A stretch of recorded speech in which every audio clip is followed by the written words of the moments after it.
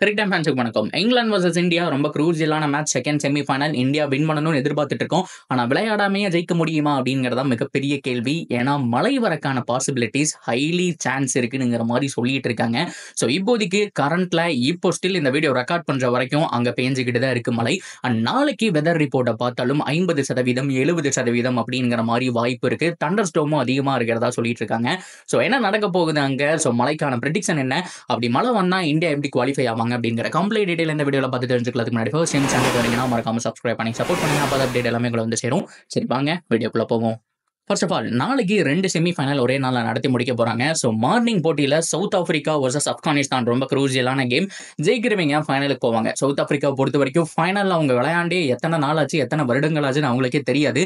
எல்லா மேட்சுமே செமிஃபைனலில் மழையால பானா போகுது. ஆனால் இந்த தடவை மழை அவங்களை காப்பாற்றி விட்டுருக்குன்னு தான் சொல்லி ஆகணும். ஸோ அதனால தான் இவ்வளோ தூரம் வந்திருக்காங்க. செமிஃபைனல் ஆப்கானிஸ்தான் ஃபுல் கான்ஃபிடன்ஸோட வராங்க.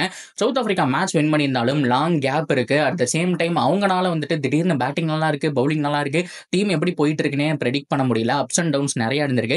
என்ன பண்ண போறாங்க அப்படிங்கறத பார்க்கணும். ஸோ நாளைக்கு யார் ஜெயிக்கிறாங்களோ ஸோ அவங்க டைரக்டா ஃபைனல் போவாங்க. தோக்குற டீம் 4வது பொசிஷன் பிடிச்சி அங்கேயே வெயிட் பண்ணிட்டு இருப்பாங்க. ஸோ இதுதான் செமிஃபைனல் 1. ஸோ இந்த போட்டி இந்திய நேரப்படி நாளைக்கு காலையில் 6 மணி அந்த டைம்ல நடக்க போகுது. ஸோ எல்லாருமே வந்துட்டு அவ்வளோ பார்த்துட்டு இருப்பீங்க அப்படின்னு நினைக்கிறேன். ஸோ பார்த்துட்டு ஸோ இந்த வீடியோ நீங்க அதுக்கப்புறம் பார்த்தாலும் யார் ஜெயிச்சிருக்காங்க அப்படிங்கிறத கமெண்ட்ல சொல்லுங்க. ஓகேவா? அப்படியே கட் பண்ணோம் அப்படின்னா செகண்ட் செமிஃபைனல் ரொம்ப ரொம்ப க்ரூசியலான ஒரு விஷயம். India versus England. ஸோ இதுக்கு முன்னாடி 2022ல ரிவெஞ்ச் எடுக்கணும்ங்கிற மாதிரி இந்தியன் டீம் வெயிட் பண்ணிட்டு இருப்பாங்க. இங்கிலாந்து கிட்ட தான் தோத்தோம். அந்த மேட்ச் வந்துட்டு செம்மையான அடி அடிச்சாங்க. அண்ட் ஃபைனல் போய் டைட்டில் அடிச்சாங்க. அதனால தான் இப்போ அவங்க டிஃபெண்டிங் சாம்பியன் அப்படிங்கிற மாற்றமே கிடையாது. நல்ல ஒரு குவாலிட்டியான லைனப்புங்க, டீசென்டான பேட்டிங் வச்சிருக்காங்க. ஸோ அவங்களை பொறுத்த வரைக்கும் ஹாரி ப்ரூக் வந்துட்டு நல்ல ஒரு சைன் ஆயிருக்கான்னு சொல்லி ஆகணும். என்ன வில் ஜாக்ஸை கண்டினியூவா ஆட வைக்கலாம், ஒரு மேட்ச் பெஞ்ச் பண்றாங்க, உள்ள கூப்பிட்டு வராங்க அப்படிங்கிற மாதிரி தான் போயிட்டு இருக்கு. ஏன்னா அடுத்த மேட்ச் நடக்கக்கூடிய மைதானம் பார்த்தோம் அப்படின்னா கயானால நடக்குது. கயானா பொறுத்த வரைக்கும் ஸ்பின்னுக்கு சப்போர்ட் பண்ணக்கூடிய ஒரு கிரவுண்ட் தான். ஸோ எல்லா ட்ராக்குமே கிட்டத்தட்ட அப்படித்தான் இருக்கு அப்படின்னா கூட இந்த ஒரு கயானா ட்ராக் வந்துட்டு ஸ்பின்னுக்கு சூப்பராகவே சப்போர்ட் பண்ணும். ஸோ அப்படி பார்க்கும்போது இந்த பக்கம் அக்ஷர் பட்டேல் நல்லா போடுறாப்ல, ஜட்டு இருக்கிறாப்ல. இதை தாண்டி குல்தீப் யாதவ் கலக்கிட்டு இருக்காரு. போன மேட்சே எல்லாரும் அடி வாங்கும்போது குல்தீப் யாதவ் தான் செம்மையா பெர்ஃபார்ம் பண்ணாரு அப்படிங்கிறது குறிப்பிடத்தக்க விஷயம். ஸோ அந்த வகையில் குல்தீப் யாதவுக்கு இந்த கிரவுண்ட் சாதகமா இருக்கும். ஸோ ஸ்பின் நல்லா விளையாடக்கூடிய டீம் இங்கிலாந்து கிடையாது. பயங்கரமா அடி வாங்குறாங்க. வில் ஜாக்ஸ் மட்டும்தான் ஸ்பின்னை சூப்பராக ஆடிட்டு இருக்காரு. மற்றபடி ஜார்ஜ் த பாஸ் அவரை பொறுத்த வரைக்கும் ஸ்பின் செம்மையா ஆடுவாரே தவிர மற்ற எல்லாருமே ஸ்பின்னர்ஸுக்கு எதிராக தடுமாற்றம் தான். ஸோ போரான ஸ்ட்ரைக் ரேட் தான் வச்சிருக்காங்க. ஜானி பெஸ்டோ எல்லாருமே தடுமாறி இருக்காங்க. அப்படிங்கிற பட்சத்தில் ஸ்பின்னுக்கு சாதகமான கிரவுண்ட், ஸ்பின்னை கரைச்சு குடிச்ச இந்தியன் டீம் போறாங்க அப்படிங்கிறதா க்ரூசியலான ஒரு விஷயம். ஸோ கயானால மேட்ச் நடந்தாலும் இந்தியன் டீமுக்கு சாதகமாக தான் இருக்க போகுது. ஸோ ஹோப்ஃபுல்லி இந்த மேட்சை வின் பண்ணி ஸோ அப்படியே ஃபைனல் போயிட்டா. ஸோ இந்த வருஷம் கோப்பை கனவு ஸோ எப்போ அடிச்சது 2013க்கு அப்புறம் டிராஃபியே வரல. இந்த வருஷம் அடிக்கிறதுக்கான சான்ஸ் இருக்கு. ஆனால் இதுல இன்னொரு ட்ரிக் இருக்கு. ஸோ அதை தாண்டி ட்ரிக் அப்படின்னு சொல்றதை விட நமக்கு சாதகமாக நிறைய விஷயங்கள் நடக்குது அப்படின்னு தான் சொல்லி ஆகணும். குறுக்க இந்த கௌசிக்கு வந்தா அப்படிங்கிற மாதிரி மழை வரக்கான பாசிபிலிட்டிஸ்லாம் கிடையாது. இப்போ வரைக்கும் இந்த வீடியோ நான் ரெக்கார்ட் பண்ற வரைக்கும் அங்க மழை பெஞ்சிட்டு தான் இருக்கு. ஸோ வெதர் ரிப்போர்ட்ல நீங்க பாத்தீங்கன்னா கூகுளில் போய் கயானாவுடைய வெதர் ரிப்போர்ட் நீங்க பாத்தீங்கன்னாலே தெரியும். ஸோ நாளைக்கும் பார்த்தோம் அப்படின்னா 30 டிகிரில வந்துட்டு ஓரளவுக்கு சன் இருந்தாலுமே அந்த இடத்துல மழை தூரிட்டு தான் இருக்கு. ஸோ இப்பவே ஆல்ரெடி அந்த கிரவுண்ட் அப்படிங்கிறது வந்துட்டு பயங்கரமா நினைஞ்சுதான் இருக்கும். ஸோ இன்னும் பார்த்தோம் அப்படின்னா பயங்கரமா அந்த பனிகள் அப்படிங்கிறது போயிட்டே தான் இருக்கு. ஸோ நாளைக்கு 50% மேட்ச் நடக்கிற டைம்ல இருக்கு. ஸோ அங்கிருந்து ஒரு 1 hour கழிச்சு 75% இருக்கு அப்படிங்கிற மாதிரி போட்டிருக்காங்க.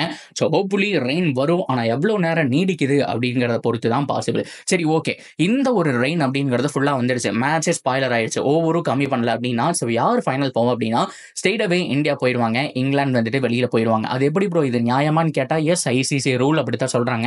ஏன்னா இது வந்துட்டு ரொம்ப ரொம்ப குறுகிய டோர்னமெண்ட். ஜூன்ல நடத்தி ஜூன் 29க்குள்ள வந்துட்டு முடிக்கிறாங்க அப்படிங்கிற பட்சத்தில் நம்ம பார்க்கும்போது ஸோ ரிசர்வ் டே அப்படிங்கிறத வைக்க முடியாது. மழை வரலைன்னா அடுத்த நாள் ஆட்டம் வச்சுக்கலாம்ங்கிற மாதிரி வைக்க முடியாது.